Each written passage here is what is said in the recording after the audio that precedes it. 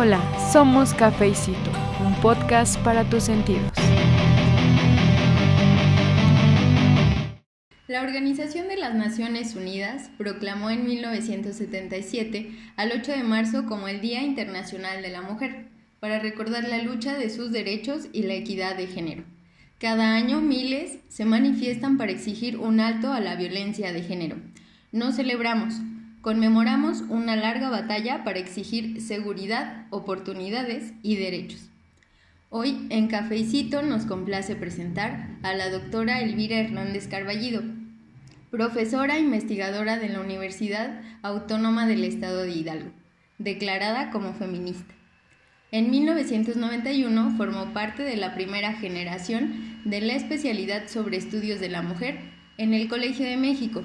Actualmente es columnista del periódico El Independiente de Hidalgo y las revistas A las Mujeres y La Recoleta.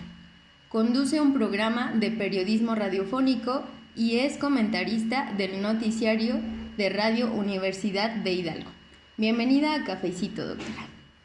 Gracias, muy contenta y muy orgullosa de estar con usted. Muy bien, pues vamos a iniciar con la entrevista.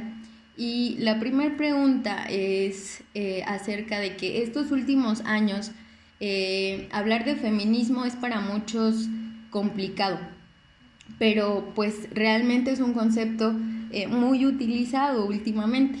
Así que por favor nos podría explicar qué es el feminismo y qué es lo que busca. Claro que sí, y siempre ha sido un término que lo escuchan y la gente, le digo a muchas personas, aúllan los perros, lloran los bebés, porque no entienden ese término con claridad y muchas veces pues no hay luego el espacio para explicarlo. Y me gusta a veces también ver la cara de sorpresa cuando les digo que primero que nada el feminismo pues es una manera de pensar, de sentir, puede ser un movimiento masivo y puede ser también una actitud personal en donde lo que tú estás apostando y creyendo y luchando es por una equidad en nuestra sociedad, donde las mujeres y los hombres pues tengamos las mismas oportunidades, los mismos derechos.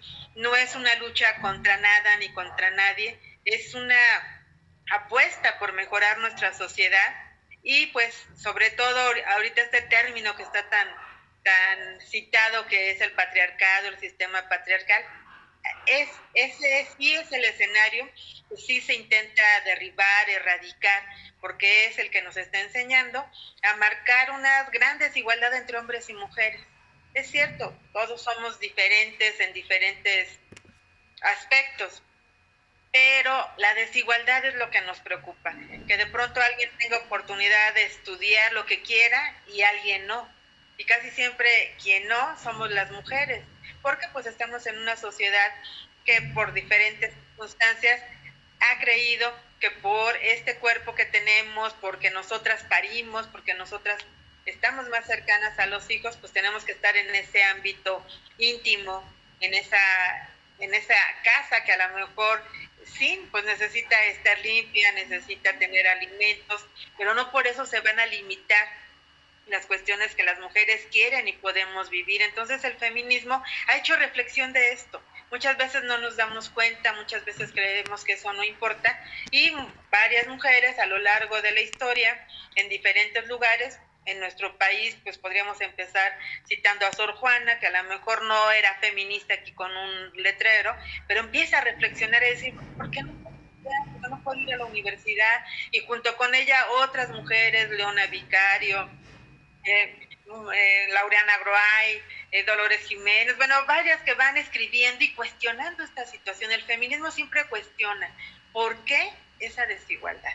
Entonces, pues muchas mujeres creemos en eso, nos integramos en esta situación, hemos vivido diferentes etapas, pero apostamos por esas posibilidades que tengan las mujeres de vivir en una sociedad que las respete, que les dé libertad y sobre todo que les permite estar vivas en el escenario donde ellas quieran estar luchando. Así es. Y bueno, sabemos que usted pues se dedica a proclamar el feminismo. Entonces, ¿a usted qué le ha enseñado? ¿Qué le ha enseñado el feminismo? Pues principalmente me ha dado mucha esperanza. optimismo.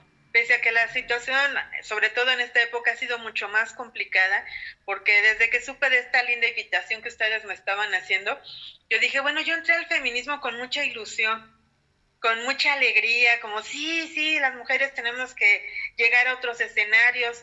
No tenía yo miedo, no tenía yo tanto coraje y rencor que ahora veo, porque no había una violencia como la que vivíamos ahora. Yo entré al feminismo, te digo, con ese optimismo, con esa alegría de apostar por una transformación, porque las cosas sí se podían cambiar y sí podíamos transformar muchas cuestiones en un escenario donde no estaba tan latente la violencia como ahora, ¿no? Entonces, ese aspecto, híjole, qué difícil es ahora de transformar, de comprender a veces. Entonces te empiezan a cuestionar, es que las feministas son gritonas, son enojonas, rompen cosas, que claro, es lo que un sistema patriarcal que controla los medios de comunicación es lo que muestra. Cuando en muchísimas marchas, fíjate, yo me estaba acordando, mi primer marcha en la que participé, un 8 de marzo, 1988, y ya había marchas en esta ciudad, ya había mujeres. Yo me acuerdo que, yo estaba sorprendida porque las veía pintando las paredes, oía las consignas. Yo no había participado en algo así, pero eran como días más, sí, de reclamo, pero también yo los sentía como festivos, como que todas íbamos muy alegres, y ahora pues hay mucho enojo, mucho coraje, mucho miedo, y sobre todo una insistencia de verdad por la justicia. Entonces, esas transformaciones del feminismo, pues de pronto hace que mucha gente o no lo entienda, o hace que también muchas lo nieguen. Siempre hay mujeres que las oigo hablando con un discurso feminista y al final, pero yo no soy feminista. Y siempre les digo, pero ese discurso, lo que acabas de decir es feminista. Da miedo. Fíjate que cuando yo entré a estudiar al Colegio de México, la especialidad en estudios de la mujer, tuve el gusto y el honor de tener como maestra pues a una de las grandes feministas de este país, que es Marcela Lagarde. El primer día de clases que ella entró, que nos habló del tema maravilloso que nos iba a exponer, nos preguntó a todas mujeres, ¿quién de ustedes es feminista? Y dudamos, como, no sé si lo, ya más o menos ahí a levantar la mano, pero ¿por qué les da miedo? ¿Por qué no esa seguridad? Y nos empezó a hablar con ese gusto y con esa pasión de lo que significaba para ella el feminismo, y a lo largo de todo el semestre lo estudiamos, lo aprendimos, lo vivimos. Y el último día de clase es bien padre porque entró otra vez Marcela Lagarde, y la primera pregunta que nos hizo fue, ¿quién de ustedes es feminista? Y todos levantamos la mano sin dudarlo. Y yo creo que eso es muy bonito, que lo entiendas, que lo comprendas, que lo puedas explicar, que lo puedas compartir. Te digo, en mi caso, bueno, soy una mujer de casi 61 años que ha vivido el feminismo de otra manera, y a lo mejor lo expreso de otra forma, porque he vivido cosas muy diferentes. Y a lo mejor otras chicas, sobre todo más jóvenes, que veo ese enojo, ese coraje, ese miedo que tienen, pues lo manifiestan de otra manera. Pero creo que entre que más lo expliquemos, entre que más mostremos lo que sí, porque sí ha logrado muchas cosas el feminismo, ya no va a dar miedo y ya no te van a poner la cruz o se van a dar golpes de pecho. Van a entender que esto de verdad es una apuesta por transformar a nuestra sociedad y para que más de la mitad de la población estemos viviendo en mejores condiciones. Así es. Bueno, y pues como comentó, usted realiza varias actividades dentro de este movimiento. ¿Nos podría platicar qué tipo de actividades pues realiza? Y sobre todo, ¿qué la motiva a realizar todas estas actividades? Como pues son algunas pláticas que me he enterado, incluso dentro del salón de clases también muchas veces nos enseñó, o más bien nos platicó muchas de sus vivencias como mujer. Entonces siento que al menos ese grupo de clases aprendió bastante de usted esos días. Pero bueno, en la sociedad también lo practica, así que cuéntenos qué actividades son las que realiza y qué la motivan. Sí, entre broma y serio, ya luego algunas amigas me han copiado el término, soy feminista abnegada. Es raro que me veas en una marcha. Tal vez soy cobarde, tal vez ya soy muy prudente, tal vez ya me asusto más fácilmente, pero desde joven, esa marcha primera a la que fui en el 88 fui como reportera, si no, quién sabe si hubiera ido, porque sí estaba yo así como muy lejana. No soy activista, no soy de las que están organizando cosas, porque luego hay gente, ¿no?, que empieza a cuestionar, ay, pero si ella no está saliendo y está casada y tiene hijo, ¿cómo es feminista? Oye, las feministas también queremos una vida compartida, si es posible. No es nuestra gran aspiración, pero si llega una persona que te comprenda, con la que te sientas a gusto, pues es obviamente posible hacer eso, ¿no? Igual si tu maternidad es pensada y decidida, también pues puedes tener hijos, ¿no? Entonces, soy esa feminista abnegada que desde que salió de la universidad, bueno, un poquito antes de salir de la universidad, quería recuperar esa presencia de las mujeres. Cuando yo estudiaba comunicación y nos daban la historia de los medios, pues nunca aparecían las mujeres, entonces como que tú dices, pues ¿dónde estamos? Y yo quiero como un ejemplo, quiero una inspiración.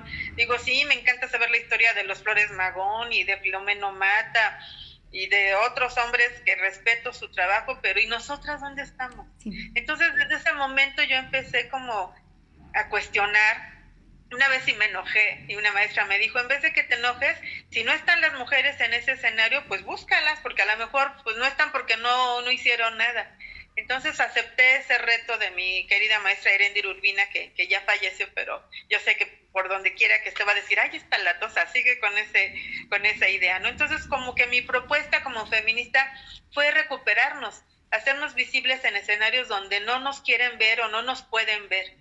Entonces, pues empecé recuperando a las mujeres periodistas de nuestro país y pues mira, ya van a ser casi 40 años de eso, pero lo sigo haciendo con mucho entusiasmo y pues eso marcó mi destino de que, bueno, me gusta recuperar historias de mujeres, me gusta escribir y pues casi a los pocos meses de titularme me fui a escribir en una revista emblemática de finales del siglo XX que fue Revista FEM.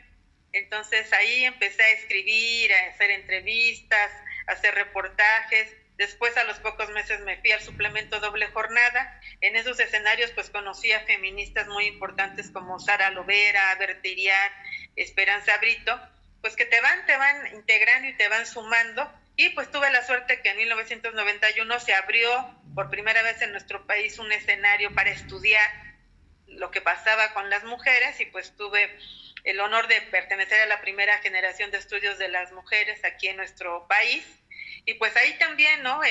Ya como que sí hablaba yo desde mi experiencia, pero también ya tenía como esas lecturas, hasta esos poemas, esos textos que de pronto pues yo podía citar para defender en lo que yo creía, ¿no? Entonces, pues me he dedicado más a estudiar, me he dedicado mucho a escribir.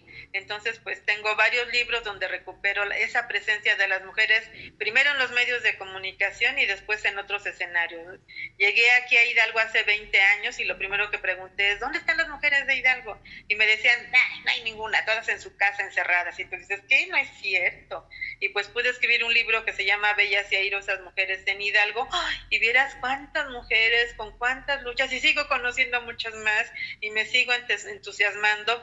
Ahorita que estoy en el sindicato de personal académico, me enteré de la historia de la primera mujer que fue secretaria general del sindicato. Sí, fueron 3 meses, pero fueron 3 meses que le tocaron cosas complicadas. Entonces digo, ay, no, tengo que recuperar la vida de doña Berta Lemoyne y tengo que mostrar, una enfermera, fue directora, bueno, me empecé a entusiasmar y digo, tengo que hacer. Entonces eso me gusta mucho, ¿no? Hacer visibles a esas mujeres y que las podamos compartir. Y pues mira, ya casi, pues sí, casi 40 años de estar haciendo esto y me gusta porque hay gente que también la contagio, hay gente que también empieza a hacer la misma tarea y el mismo compromiso y sobre todo pues no me canso de seguir dándole voz a tantas mujeres que necesitamos conocer, admirar y a veces también pues tomar como ejemplo y como inspiración. Así es, por eso la invitamos a Cafecito, porque usted es una de esas mujeres. Pues miren, esta pregunta siento yo que se ha como deformado el significado real del empoderamiento femenino. O sea, muchos pensamos que el empoderamiento femenino es ver a una mujer en un carrazo, es ver a una mujer que no tiene problemas emocionales, que no tiene problemas económicos, una mujer muy independiente. Creo que va un poco por ahí. Sin embargo, usted nos puede platicar más a fondo o qué es realmente el empoderamiento femenino. O sea, le digo, yo creo que sí va mucho con la independencia de la mujer, pero bueno, finalmente el 8 de marzo también se lucha tal vez por este cambio, ¿no? Por seguirnos empoderando finalmente. Entonces, pues platíquenos, yo quiero que todos se enteren qué es realmente el empoderamiento femenino y que no nos tachen de, ay, el mujerón, ¿no? Sí, desgraciadamente al traducir el término a nuestro idioma, pues causa ruido y a veces molesta y también a veces asusta. Aquí en la Universidad Autónoma del Estado de Hidalgo fui de las fundadoras de un congreso que ahorita ya ha tomado un gran ritmo, que es el Congreso de Empoderamiento Femenino. Y me acuerdo que algunos colegas así con un tono de burla, ay, ahí vienen las empoderadas, jajaja. Y tú dices, ¿por qué les molesta o por qué el término les hace tanto ruido, no? Creen que lo que queremos es invertir los roles y ahora nosotras ser las que manden y las que os manden a la cocina. Entonces, no, eso no es lo que se entiende y se debería de entender por empoderamiento. No es hablar de un poder para ejercerlo sobre otros. Sí es hablar de una manera de fortalecerte como mujer, de saber que estás viviendo en una sociedad donde tienes muchas cosas en contra y que el primer paso que tienes que dar para ir cambiando las cosas es quererte a ti misma y fortalecerte a ti mismo. Eso es empezar a empoderar, a confiar en ti, a tener la certeza y la seguridad de que aunque estés en un escenario donde estén solamente hombres, tú puedas imponerte por tu personalidad, por tu inteligencia, por tu seguridad, a veces por lo que dices y a veces también por lo que callas, porque hay veces que me dicen, ay, pero si tú tan calladita y tan tierna, ¿cómo vas a ser feminista y cómo vas a hablar de empoderamiento? Bueno, pues primero me has visto, aunque esté yo calladita, sabes que ahí estoy, y esa es una manera también de empoderarme, que estés pensando, ay, ¿qué dirá? ¿Qué va a participar? Que tú sepas en qué lugar sabes en dónde vas a hablar y en dónde no vas a hablar, ¿no? Entonces, pues obviamente Marcela Lagarde para mí es una de las personas que bien ha explicado este término, y tengo también una querida amiga, fue mi alumna y ahorita pues una colega súper admirable, que es Raquel Ramírez Salgado, en su tesis de doctorado, que pueden consultar en Tesis UNAM de manera digital. Vieras qué recorrido tan bonito y tan claro, tanto histórica como conceptualmente, hace del término empoderamiento, ¿no? Y te digo, y habla de ese poder no para dominar, habla de un poder que lo podamos aplicar en nosotras mismas para fortalecernos nosotras, para confiar, para hacerte respetar, para decir no en el primer instante en que veas violencia en tu entorno o contra ti, para que digas yo puedo cuando te ofrecen un puesto y crees que a lo mejor porque eres mujer o la misma persona te dice, híjole, es que como es mujer, pues quién sabe si se pueda, ¿no? O, le íbamos a invitar a un viaje, pero pues sabemos que es casada y tiene un hijo y pues no la van a dejar, y tú dices, perdón, o sea, yo no voy a pedir permiso, o sea, yo le voy a decir a mi esposo y a mi hijo, me voy de viaje porque esto me está ayudando, porque tengo que dar una conferencia. Eso es lo que tenemos que entender por empoderamiento, ¿no? No un poder para dominar, no un poder para destruir, sino un poder para quererme a mí misma, para sentir esa seguridad y esa certeza de que puedo moverme en cualquier escenario y que por lo tanto, de esa forma, cada mujer empoderada, pues sin duda va a ser menos complicado estar presentes en la sociedad y que nos respeten y que nos quieran, y que pues sobre todo no nos ataquen, no nos violenten, porque van a ver a esa mujer segura, que se quiere, que sabe expresarse, que sabe manifestar cuando está en contra de algo, que no está odiando absolutamente a nadie, que sí puede enojarse, que sí puede imponerse, pero ¿qué es lo que tenemos que entender en ese aspecto, ¿no? Entonces, eso es el empoderamiento femenino y cuesta mucho trabajo todavía hasta la fecha, les asusta mucho el término, pero insisto, ¿no? Mientras lo entendamos como no un poder para dominar y para imponerse, sino como un poder para querernos y hacernos visibles y fortalecernos, seguramente el término lo vamos a entender ya de otra forma. Así es. Bien, pues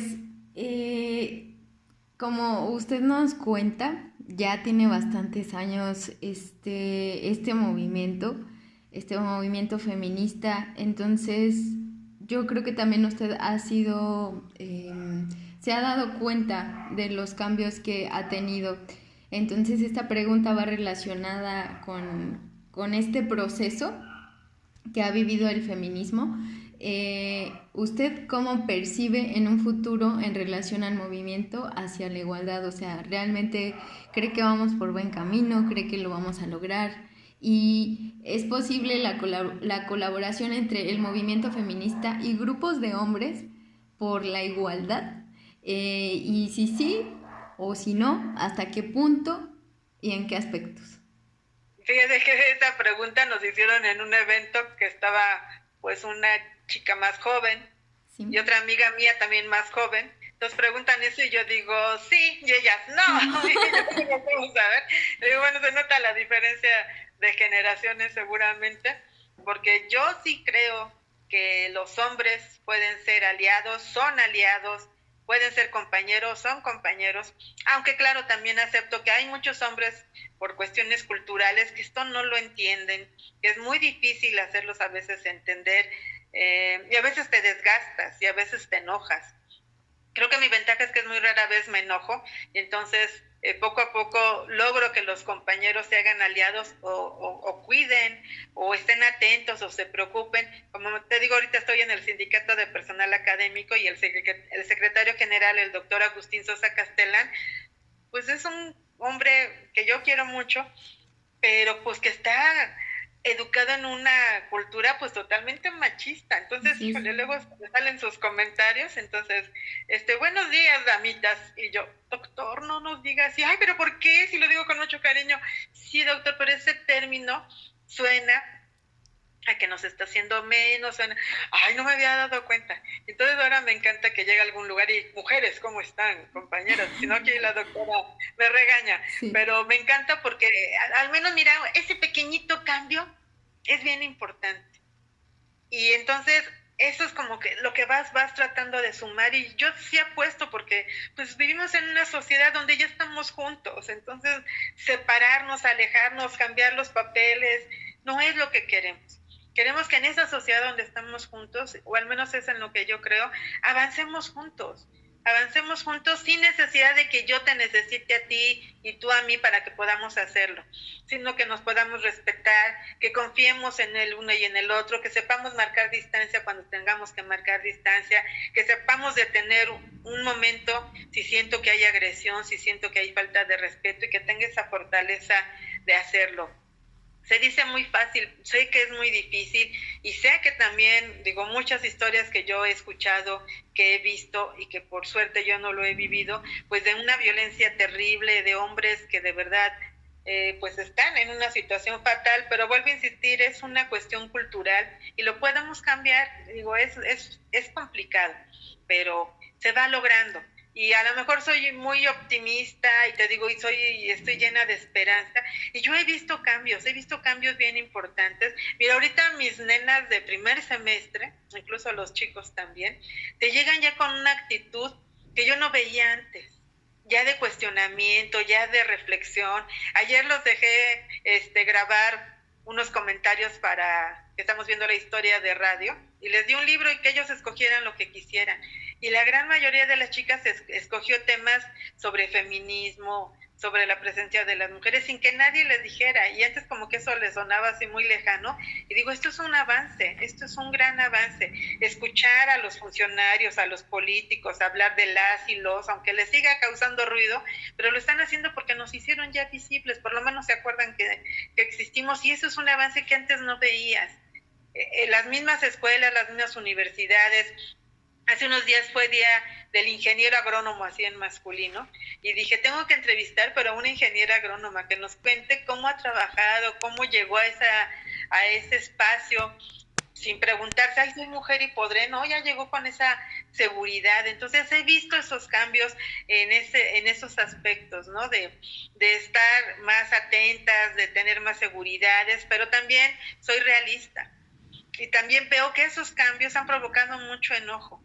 y una violencia que nunca había visto, tan terrible, tan fatal. Fíjate que ahorita venía yo con mi hijo de un lugar y nos venimos en taxi porque su papá no está. Y dije, híjole, qué horrible que a mí ahora ya me da miedo viajar en taxi, y aunque ya sea una señora de 60, ya no confío a veces en esos escenarios si no voy con alguien. Ya ahora, por ejemplo, mi esposo y mi marido, no, vamos por ti. Y tú dices, no me proteja, no quiero, pero de pronto te das cuenta que también la sociedad ha reaccionado en un espacio muy mal ante esta fortaleza, ante este avance, y las agresiones, los feminicidios son muy terribles. Entonces también sensibilizar, hacer que nos quieran, que nos respeten, que no nos vean como extrañas en los espacios donde ellos, ay, pero ¿qué hace aquí una mujer? Y lo he escuchado también de muchos compañeros, y a veces, pues te digo de una manera yo siempre prudente, con buenos argumentos, y bueno, igual veo por carácter y también por experiencia, pues algunas compañeras pues sí explotan y discuten, y a veces pues sí gritan, y a veces pues se pelean de una manera muy intensa. Pero también a veces les digo, oye, pues es que ¿qué quieres que sienta una mujer que ha sido agredida, una mujer a la que a lo mejor su amiga, su conocida fue agredida, y a veces en casos mucho más terribles pues fue asesinada? Pues obviamente que eso te molesta, y eso te hace levantar el puño con mucho coraje. Creo que Marta Lamas hace poco en su libro más reciente habló de este feminismo que sale del dolor, y que, híjole, qué triste, ¿no? Que de pronto me haga feminista porque estoy muy dolida, porque estoy muy enojada, porque también a lo mejor estoy muy asustada, muy indignada, y es un feminismo que ahorita es el que está latiendo en nuestras calles, ¿no? De ese dolor de ver a tantas mujeres que han sido asesinadas, pero pues son las etapas que va viviendo el feminismo, y yo pues obviamente confío, apuesto, no quiero verlo, pero sí quiero sentir que van a venir esas transformaciones, y por eso creo en eso, y por eso sigo escribiendo en diferentes espacios sobre estos temas, y sigo insistiendo en mis clases y en estos escenarios, pues hablar de esa posibilidad, porque sí creo en ella, porque sí he visto esos cambios, los he vivido yo misma, pero obviamente todavía nos falta mucho por hacer, y pues para no confiarnos, para no cantar victoria, pues hay que seguir estimulando, provocando, y pues aprovechando cualquier escenario para hablar de estos temas. Así es, doctora, creo que es una deconstrucción social, ¿no? Independientemente de que las mujeres tomemos nuevas formas de pensar, no sé, creo que también va muy de la mano el que somos bien juzgonas, el que somos bien criticonas. Entonces aquí viene toda esa deconstrucción de ser más empática, ¿no? Con nuestras compañeras. Entonces, ahora sí que el cambio inicia en uno mismo realmente, y como lo menciona usted, a lo mejor con sus compañeros hombres también usted ha intentado por ahí mover algo, de construir algo dentro de ellos, ¿no? Y bueno, pues sí, yo creo que es un largo camino. Sin embargo, yo también he vivido tal vez en casa, con mis compañeros, en el trabajo, esta deconstrucción, ¿no? Y bueno, a esta última pregunta que le hice, usted menciona que a lo mejor muchas mujeres nos unimos al feminismo porque, no sé, pasamos por un proceso con algún familiar, conocido, un ser querido, un proceso, bueno, un feminicidio, por ejemplo. Entonces, esta pregunta, que ya es la última, se la quiero hacer porque la verdad para mí, a lo mejor en algún momento, casi cuando se acerca el 8M, me causa, a lo mejor no conflicto, porque yo no estoy ni en contra, ni a lo mejor, y estoy a favor de que las mujeres se expresen como ellas quieran, ¿no? Entonces, pues la pregunta dice, ¿cree que las mujeres estamos haciendo lo correcto o válido al marchar, al exigir seguridad y justicia de la manera en la que lo estamos haciendo en el país? Y me refiero a, así, a lo mejor pintar monumentos, rayar la Plaza Constitucional, quemar cosas. Veía mucho justamente el año pasado se hizo muy viral una entrevista, supongo que llegó a verla, de una señora que se ve bastante enojada porque dice que el que no quiera hacer, que no estorbe, ¿no? Que a ella le arrebataron a su hija de una manera cruel y que ella está en todo su derecho de hacer lo que ella quiera para exigir esa justicia que a lo mejor en ese momento no tuvo, ¿no? Entonces, justamente ese año creo que también yo ya me había deconstruido bastante y dije, sí, o sea, que tiren, que quemen, que rayen, o sea, el punto es ser escuchadas. Pero yo le quiero preguntar a usted, que es más profesional en el tema, ¿qué opina de cómo las mujeres se están expresando en el 8M? Pues sí, te digo, son épocas. Y te hablo de ese marzo de 1988 que yo estuve ahí en el Zócalo. Y te digo, el ambiente era tan diferente. Sí se hablaba de esas exigencias que te hablaban de igualdad, que te hablaban de oportunidades. Siempre evoco a la querida Carmen Rincón, que es una pionera del feminismo en nuestro estado, aquí en Hidalgo, que ese día yo la conocí. Ella subió ahí al templete, ahí en el centro del Zócalo de la capital de este país. Ay, no sabes, yo casi llorando la escuchaba. Me acuerdo cuando bajó del templete y todos nos acercamos a entrevistarla, y había una tristeza y un coraje y una impotencia a lo que le había pasado a Carmen, pero que eso te daba fuerza, ¿no? Eso decías, no, es que esto lo tiene que conocer la gente. Y mira, Carmen Rincón, su lucha ha sido tan importante que sin duda este término que se utiliza ahora de violencia obstétrica, Carmen tiene mucho que ver. Y mira, ya está toda esa lucha. Y allí está su presencia ese 8 de marzo, que yo recuerdo y que nunca olvidaré, las consignas, las pintas de las paredes, pero sí sentí un ambiente muy diferente. Y ese 8 de marzo que yo viví, pues antes ya se habían hecho algunas marchas y se siguieron haciendo por diferentes motivos.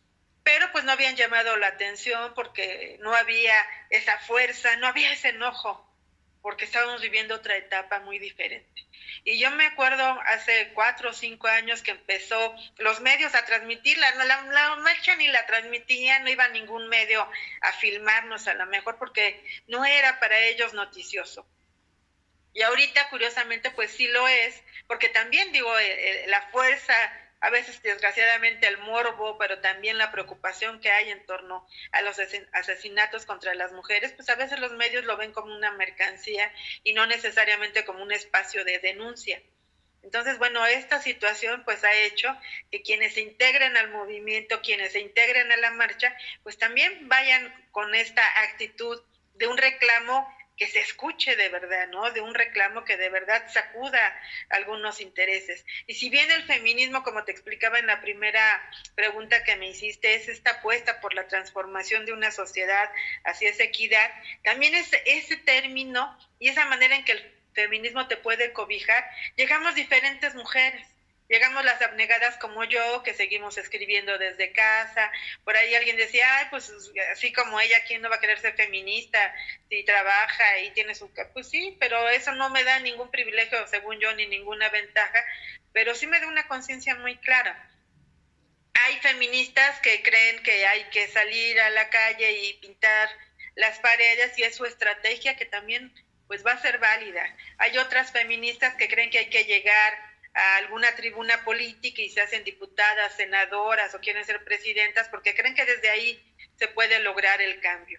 Hay feministas que a lo mejor con su discurso y con su actitud y con sus denuncias también consideran que eso es hacer feminismo. Entonces van surgiendo diferentes expresiones de feminismo, no vamos a coincidir con todas seguramente, pero pues por lo menos yo creo que sí hay que respetarlas. Y recuerdo, te digo muy bien, porque estaba yo en la Ciudad de México y de verdad, luego ya entre la edad y los ritmos de vida, no tenía yo muy claro la fecha de 8 de marzo.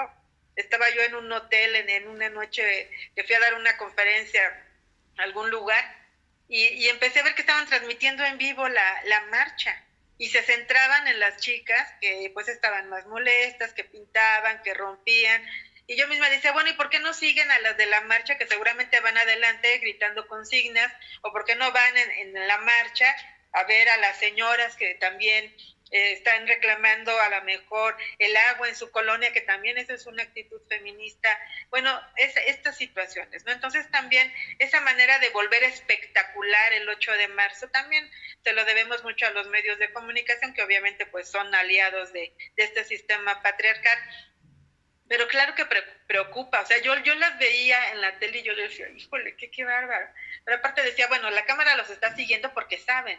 Y también, mira, creo que hace como antes de la pandemia, una amiga mía fue a la marcha ya solita para ir a ver, nunca iba a las marchas, pero ahora le llamó la atención, y se metió una fondita a tomarse un refresquito, y vio cómo llegó un grupo de chicas, y pues obviamente la vieron, y pues mi amiga no iba en pose de intelectual ni de académica, entonces dijeron, pues no hay ningún problema de platicar aquí, y empezaron a hablar cómo les habían pagado para que metieran ruido en la marcha.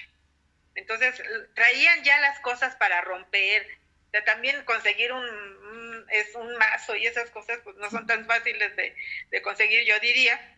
Y hablaba, ¿no?, de esta manera también de provocar, de romper, de hacer que la sociedad rechace este tipo de movimientos, porque ahí son violentas y son feas, ¿no? Entonces también de pronto hay este tipo de gente que se involucra y que hace esta manera de espectacularizar el movimiento feminista y asustar y decir, ay, no, las feministas rompen, las feministas son malas. Entonces, bueno, esa situación también está ahí latente.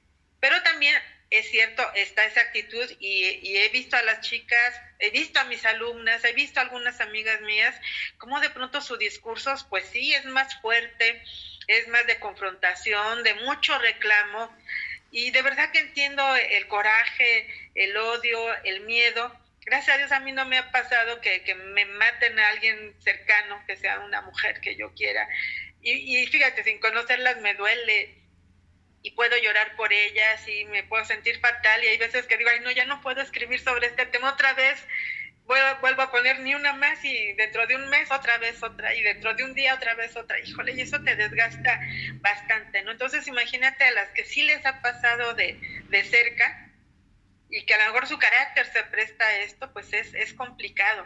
Entonces es muy difícil que tú digas que está bien, que marchemos calladas, pues cada quien busca sus estrategias, y por supuesto sí nos preocupa cuando se centran solamente en las que muestran ese enojo a través de romper cosas, de pintar, de agredir incluso a los compañeros. Hace poco me tomé la libertad, porque todavía me creo profesora de algunos de ustedes, aunque ya son todos unos profesionales en sus espacios. Un alumno hizo una nota de un 8 de marzo aquí en Pachuca, y el titular era, no dejaron entrar a los hombres a la marcha. Y le llamé y le dije, oye, ¿de verdad, para ti esa era la nota? O sea, todas las consignas, todos los datos, todas las mujeres que se juntaron, todo lo que está pasando en esta sociedad, que se manifestó en la marcha, se hace todo a un lado para que digas que no dejaron a los hombres. Eso de verdad era lo importante. Ay, no, maestro, es que en el periódico me dijeron, no, sí, yo lo entiendo, pero pues también hay veces en que no podemos caer en ese juego, ¿no? De, ay, no dejaron entrar a los hombres. Y sí, te digo esta pregunta de, ¿ustedes aceptarían a los hombres? Y yo, sí, y las otras, no. Pero hay otro tipo de situaciones en ese aspecto, pero yo de manera muy ya más concreta, pero sí te quería dar como todos estos espacios, es bien difícil decir, está mal, está bien, lo entiendo. Me gustaría que fueran marchas en donde los reclamos fueran con el puño en alto, los reclamos fueran con argumentos, los reclamos fueran con esta negociación con la gente que toma las decisiones en este país, y acepten que estamos mal y acepten que una ley no basta para transformar las cosas. Pero es lo que mi carácter, mi personalidad y mi experiencia me permite. Pero pues hay algunas personas que ya están cansadas también, ¿no? Entonces también entiendo que se manifiesten de otras maneras, pero sí me gustaría estar en esos 8 de marzo, te digo, donde sí estaban las consignas, sí estaban los reclamos, pero vivimos en una sociedad menos violenta como la de ahora. Entonces, bueno, yo espero que poco a poco estos 8 de marzo se conviertan en escenarios en donde sí podamos conmemorar con datos, con cifras, con nombres, las cosas que se han ganado en este movimiento, las cosas que siguen costando trabajo ganarlas, pero sobre todo que se siga apostando pues por una transformación social que logre esa equidad entre hombres y mujeres. Claro, sí, como usted lo menciona, creo que también los medios de comunicación tienen bastante culpa, a lo mejor, por dar un espectáculo, ¿no? En el 8M, por dar el punto negativo de estas marchas. Entonces, he visto también muchos comentarios de mujeres diciendo que ese feminismo no lo representa, que esas mujeres rompiendo cosas no las representan.